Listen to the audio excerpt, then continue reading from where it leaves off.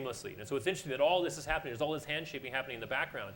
And their issue is with hard drives, they were actually encountering latencies and delays that were inhibiting quality of service.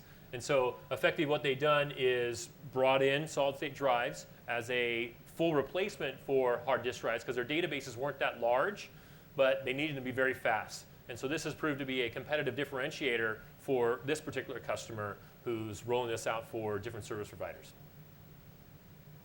Now let's talk a little bit more about Sun in the same context in terms of how they've deployed the technology. They've come up with some great names for our products, which we love, and we may ultimately inherit these ourselves because we think they're kind of fun.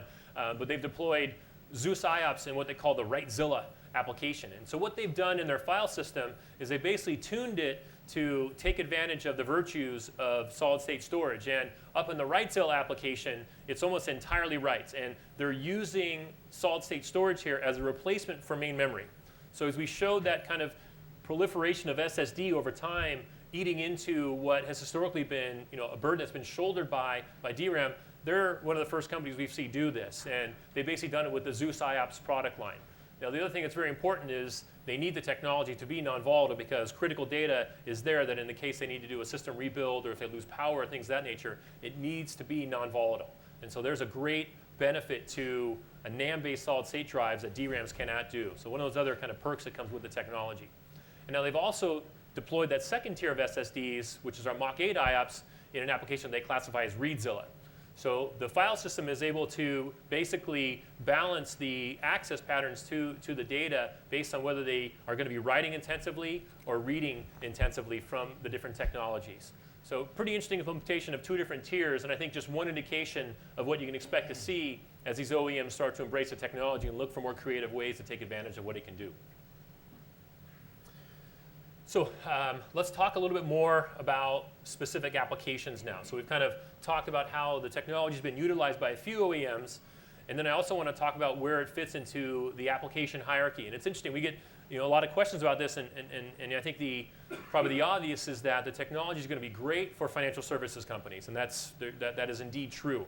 But the interesting thing is that we're finding there's a lot of demand for the technology in various industries that span everything from banking and financial services down to a lot of general type applications and industries that I think many perhaps did not think could take advantage of fast storage and how important fast storage is in those different industries. And then the other way to look at it is the applications. And these are applications that effectively could work across all of the different industries over there. And it's interesting.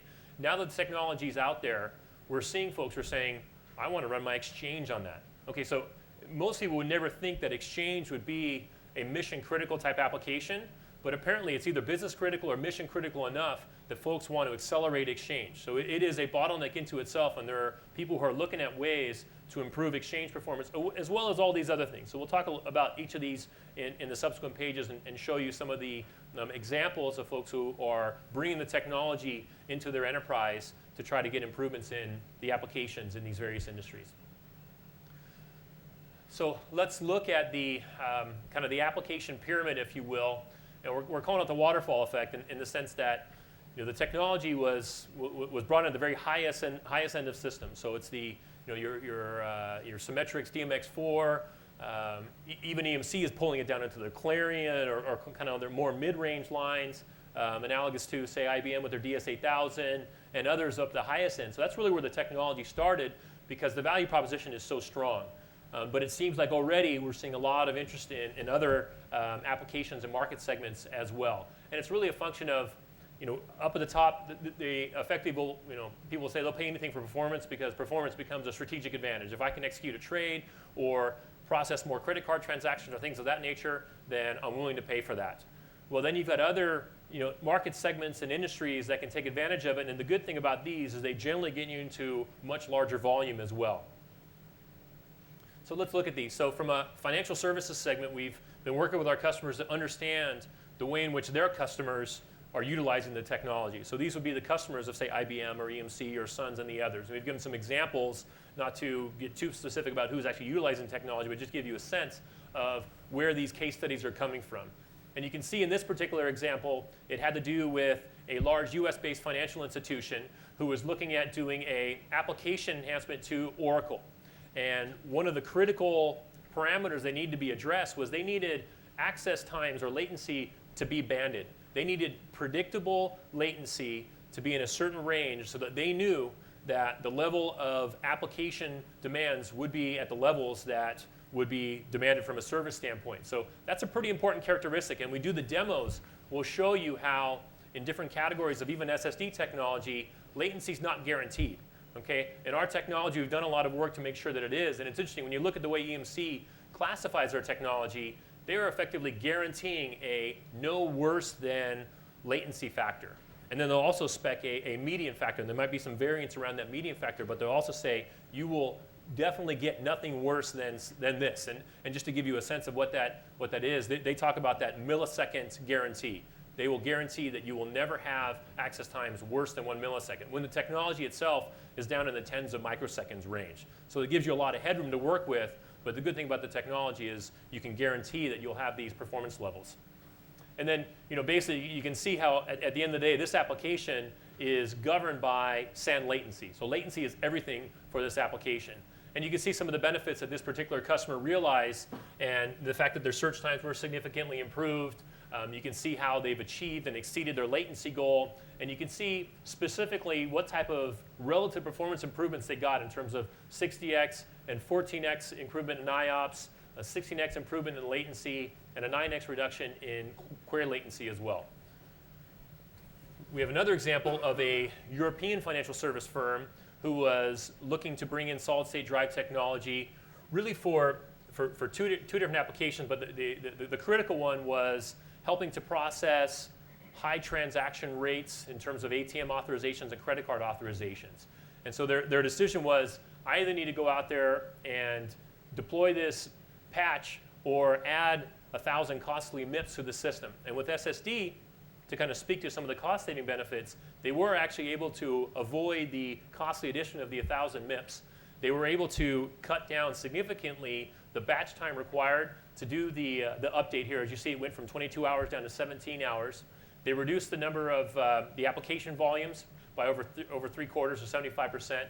You can see they increased their application I/O rate by over 50% in this deployment, and they also reduced the application response times by over 50%.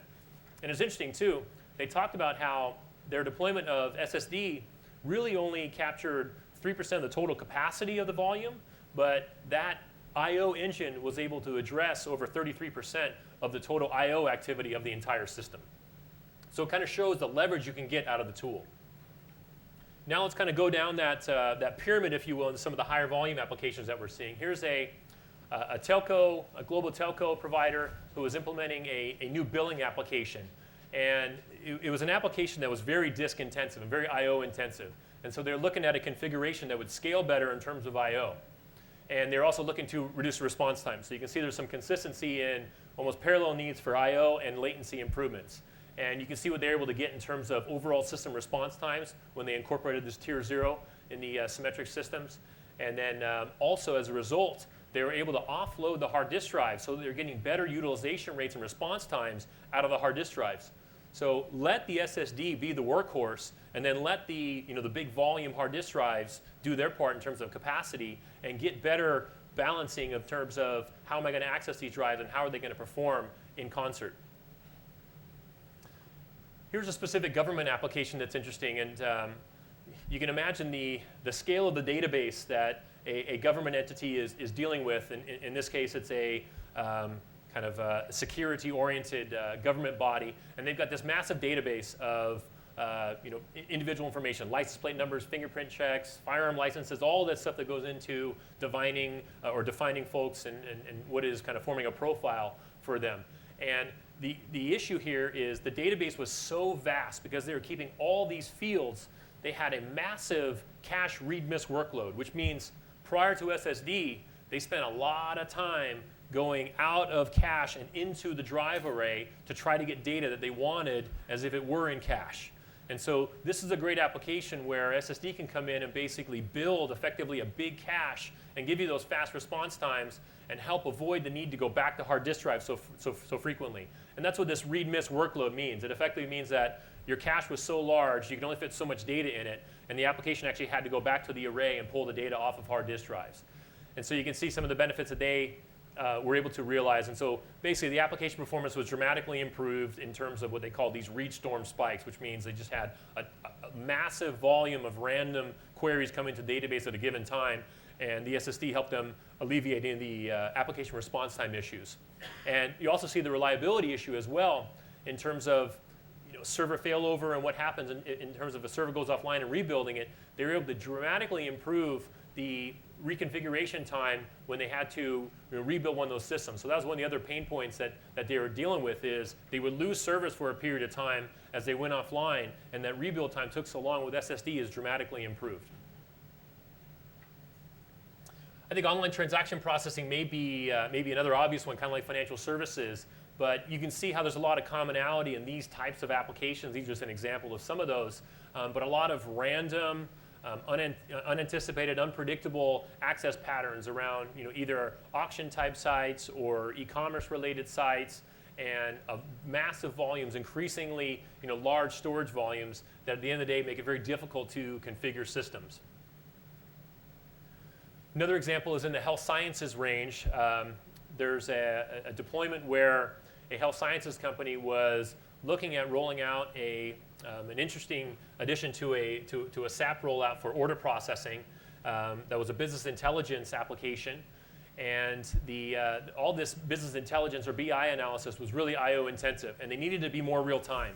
And so that was an issue they were having with hard disk drives, was the ability to figure out ways to accelerate the business intelligence engine.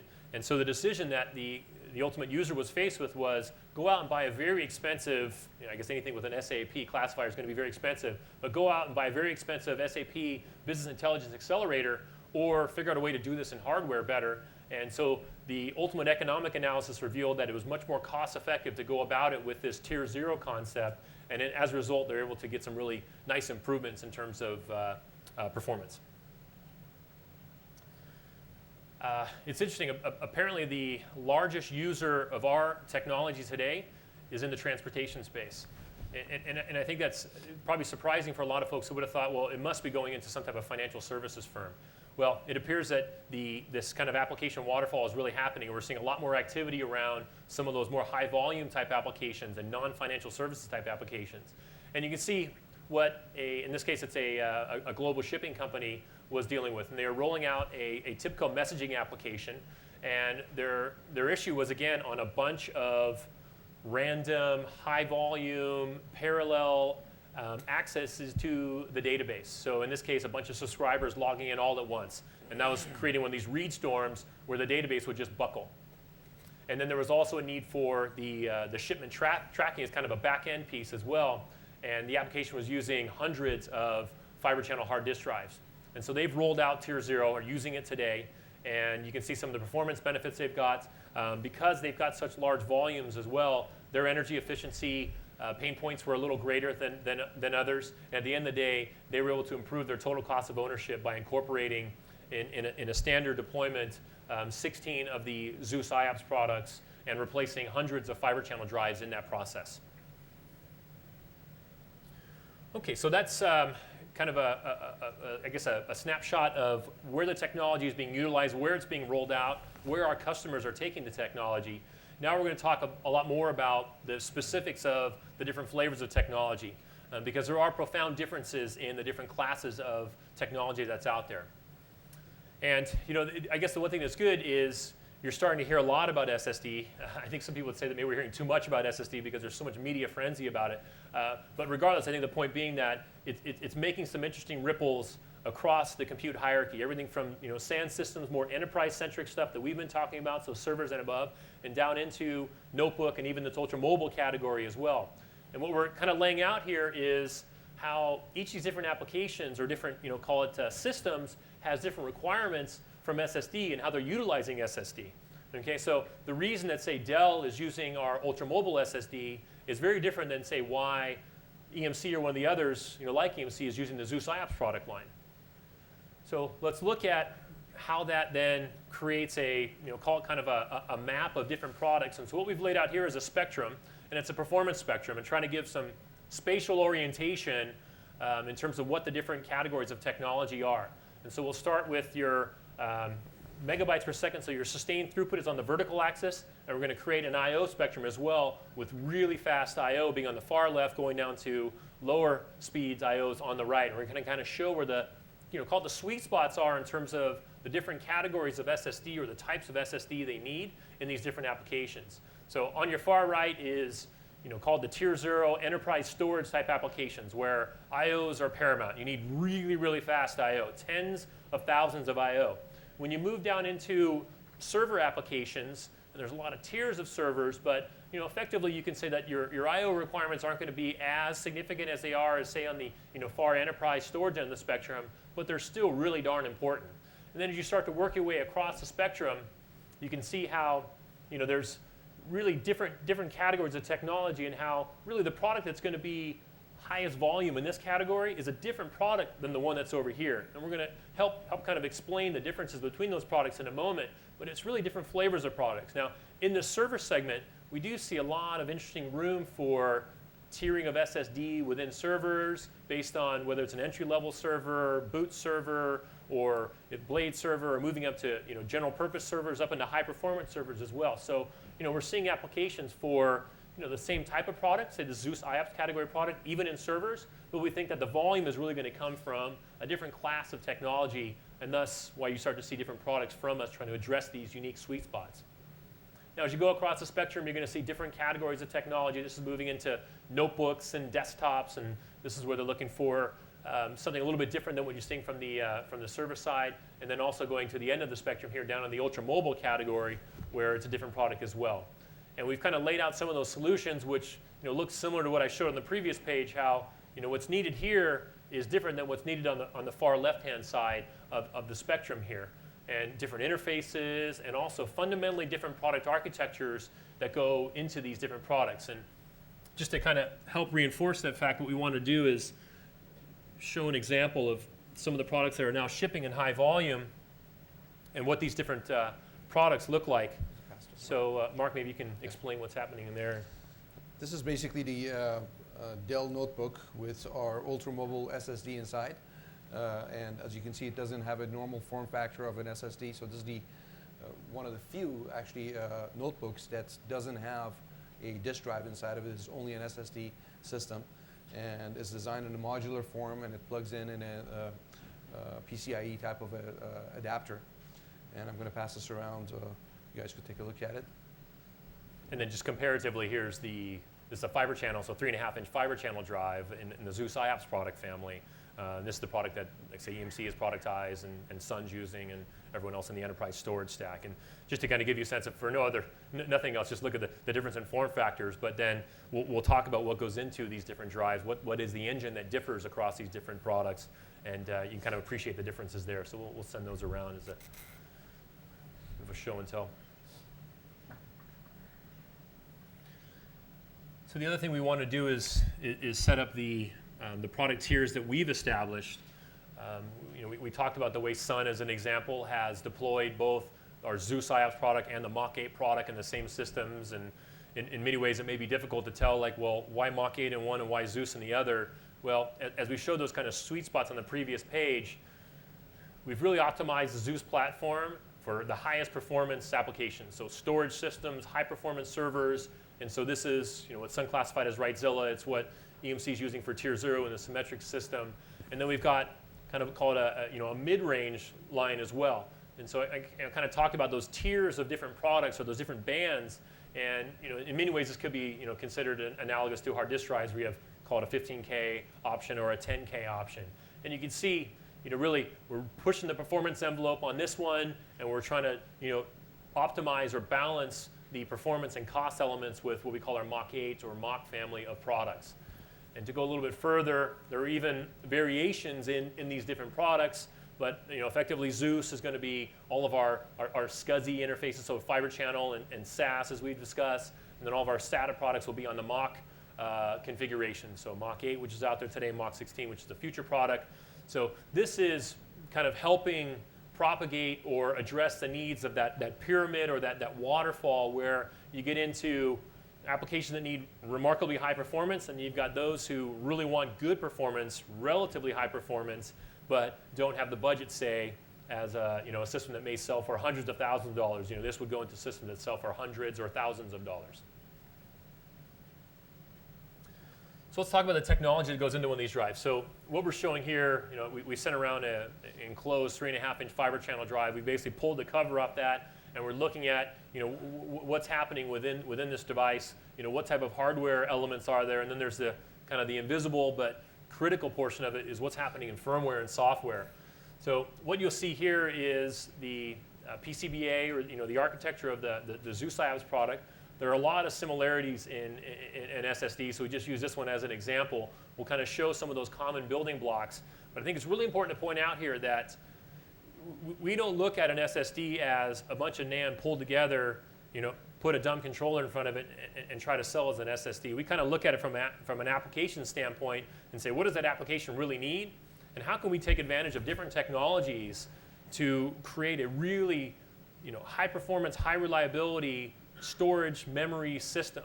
And all of our products are very complex memory systems. And I think some of the things to point out here, when we look at the different elements that are on the board here in terms of silicon, sure, there's your commodity NAND as the media in the back that's ultimately the data repository for that which resides on the drive. But you also notice that we have on board volatile memory as well.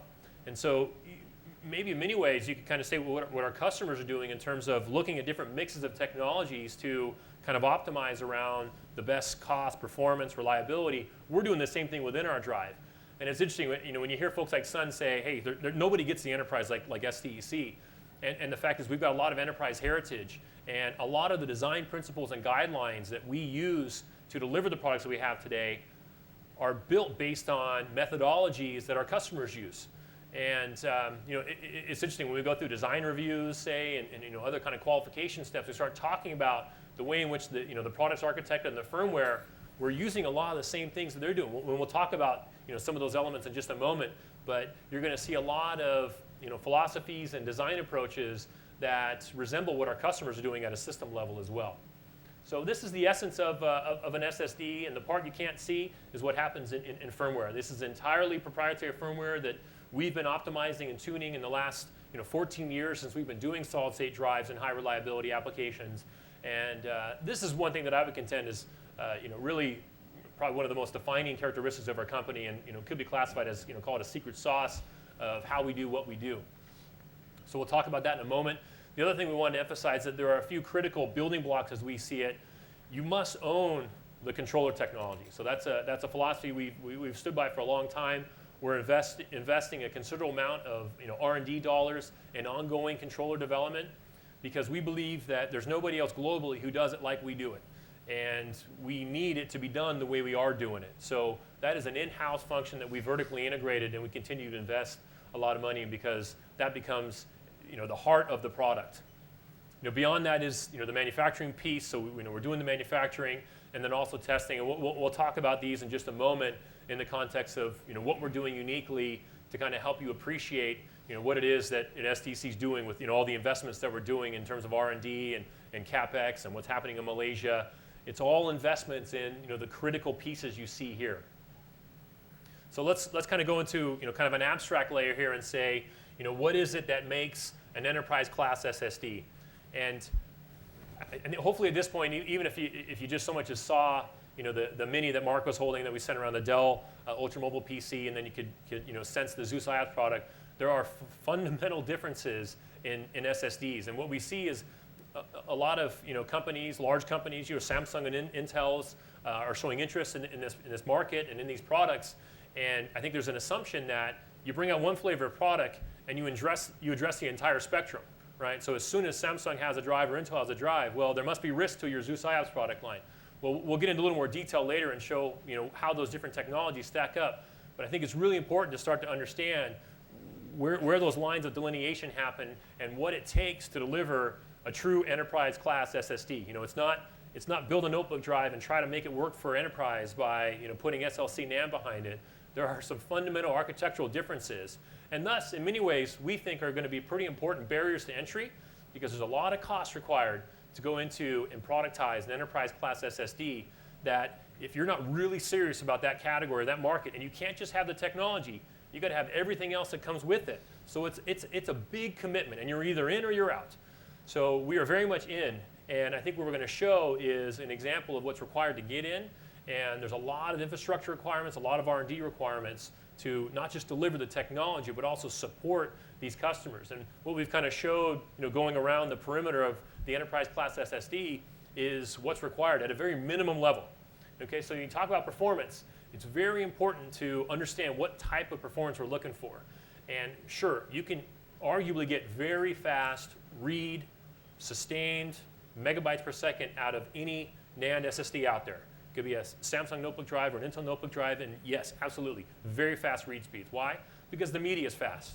NAND is inherently fast in terms of reads, but it's also inherently terribly slow in terms of writes. Well, the reality is, if this drive is going to be deployed in the enterprise as a universal storage solution, not as a boot device, I mean, there are some niche applications for a read-biased boot device, but the real solution for SSD is going to be as a universal storage device, which means it's got to have very fast reads and writes. And that is very complicated to achieve because the media inherently does not enable that. Okay, so these are your targets if you want to deliver an enterprise drive. You've got to have latency measured in microseconds. You've got to have consistent, and we emphasize consistent here because it's not just bursty, like I'm going to go show fast reads for the first 30 seconds out the gate. In a server application, that thing needs to be ready to run 24/7, and it may or may not run 24/7, but the drive has to be, because the fact is when Dell lets go of a server, they don't really know what application is going to sit on that. They don't know if it's going to be running 24/7, so they don't have the ability to deal with these drives that have bursty performance or unpredictable performance. You need very predictable, consistent, fast bandwidth and I/O performance. And so you'll see we emphasize in the performance tier here, or sphere here, it's consistent, fast, and speeds measured in gigabytes, right? So the interesting thing about SSD is going to saturate the bandwidth of interfaces. Okay, so we are now pushing the interfaces, the fiber channel at 2 gigabit moving to 4 gigabit per second speeds. SAS today at 3 gigabits moving to 6 gigabits. So we're going to be able to flood the interface with speeds that are as fast as the interface will enable, and that's something that hard drives just can't do. And that's something that the SSD needs to do. So it needs to be bidirectional, fast, sustained, sequential speeds, and I/O performance. Now the other thing is these drives need to incorporate non-volatile memory within them. Okay, so you need to have DRAM in these systems. Thus, the system also needs some type of advanced power monitoring and power circuitry to make sure that if power is removed from the drive, which invariably it will, it needs to be designed as such, you need to make sure that everything within that drive, that the data integrity is maintained such that when power is taken away, there's no data corruption or data loss. So what goes into the challenging part of having some mix of a little bit of DRAM and a lot of NAND in our products is we need to make sure that the data that resides in that DRAM for as long as it's there needs to make sure that it's very, very highly reliable and the integrity is maintained regardless of power cycling or power failures. The other element is managing the life of the media. And this is, I think, one of the dimensions of flash that I think had a lot of people kind of spooked about using it in the enterprise was the fact that it has finite endurance.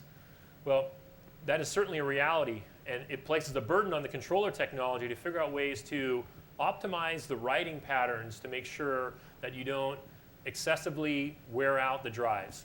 And so there's this phenomena that we refer to as write amplification, which is a function of hosts sending a write to our drives and then making sure that when we move that data back into the NAND, that we're not inducing any undue penalty into the NAND array by introducing extra writes on top of the host-based write that came to us. So it's minimizing the write amplification, which is a very challenging goal, by the way, when you're trying to sustain really, really fast write I/O and maintaining the non-volatility of the drive. So it creates some really complex architectural design decisions.